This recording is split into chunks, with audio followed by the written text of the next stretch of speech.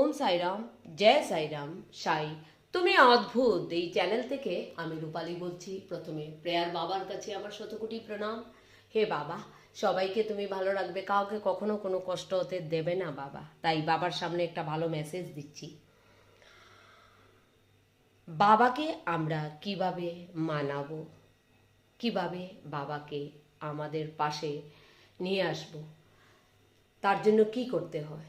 আমরা বলি না আমরা বাবার ভক্ত, আমরা আমরা বলি, কিন্তু বাবা আমাদেরকে ভক্ত মেনেছেন, সেটা ইম্পর্টেন্ট। তাই বাবাকে আমাদের পাশে রাখার জন্য আমাদের কি করতে হবে? শুধু ভক্তি। বাবাকে মন থেকে ভক্তি যারা করছে তাদের সঙ্গে সব সময় বাবা থাকবেন। বাবা ভক্তির বোকা,